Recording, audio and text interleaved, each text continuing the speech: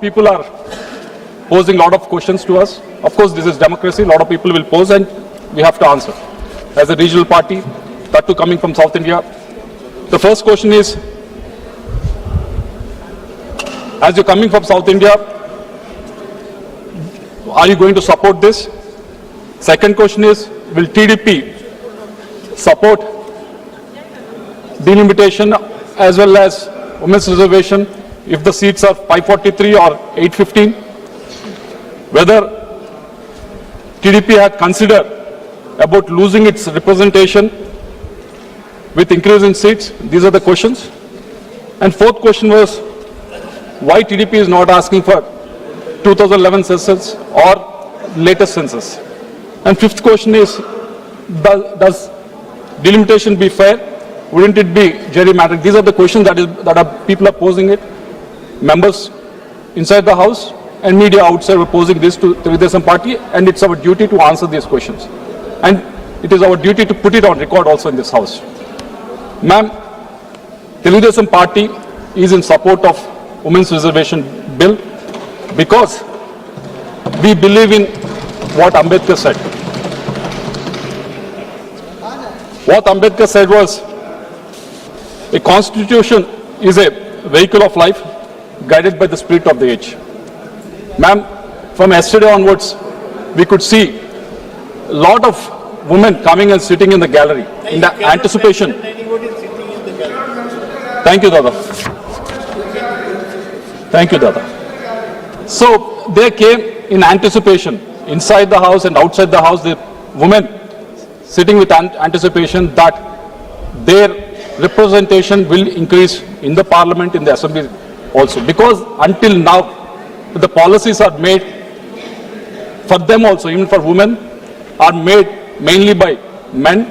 And the time has come for women to actually raise their voice, to actually make the policies for themselves. And this is the spirit with which we are supporting this women's reservation, ma'am.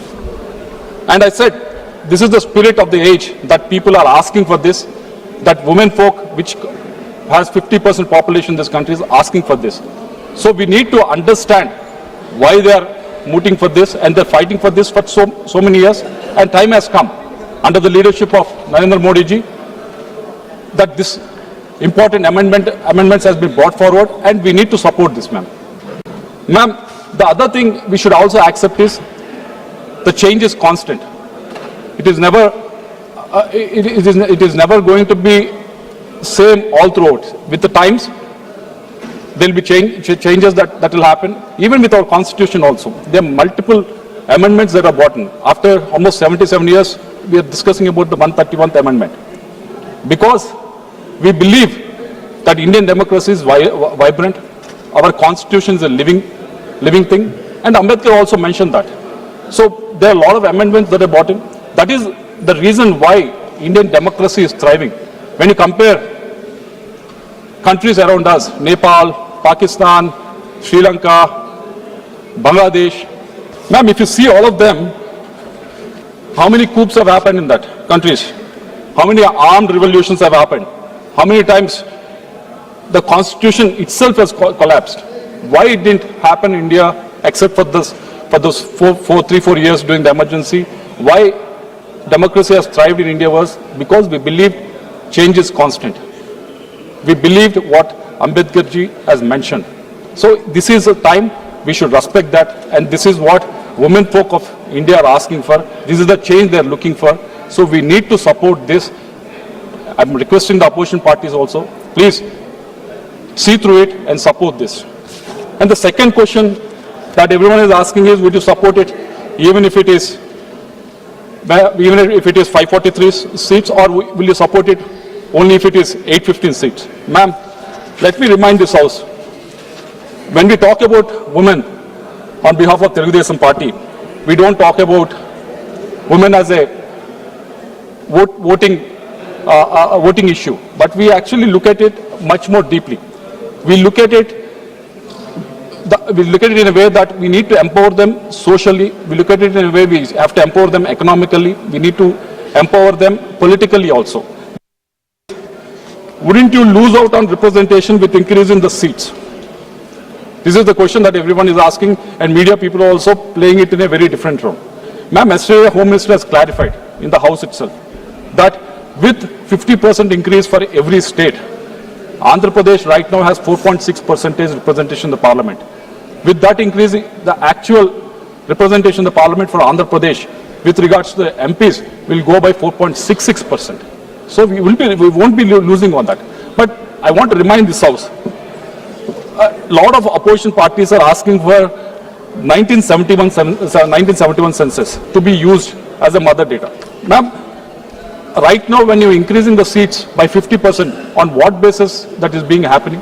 The freeze happened in 1971. On that freeze, the 50% of seats are being increased right now. So whatever opposition is asking for is actually happening, but they're not able to see through. They just want to be, they just want to oppose it, politically oppose it anyhow, but they're not seeing the logic through it. Ma'am, in the DMK has called for the, they called for the meeting, and I think various other parties also has attended that, ma'am. On March 25th, 2025, DMK passed a seven-point resolution demanding a 25-year extension of 1971 freeze, effectively asking to keep India's representation tied to that number, ma'am. In this JSC, CPM participated, BRS participated, AAP participated, Congress participated, and TMC participated. They asked for the freeze. Right now, on that freeze only, the 50% is being increased. So I don't know why opposition is not able to accept that. There's nothing new that is being happening on the 1970 population freeze, where 543 seats have been allocated. On top of that, 50% has been increasing, and yesterday Home Minister has clearly clarified. And even then, if you can't accept the truth of what is happening, even then, if you want to give out the fake narrative, false narrative, saying South India's number will go down, South India's representation will go down, I hope and I request the opposition to actually come to senses and actually accept what the delimitation means and support the delimitation process in total.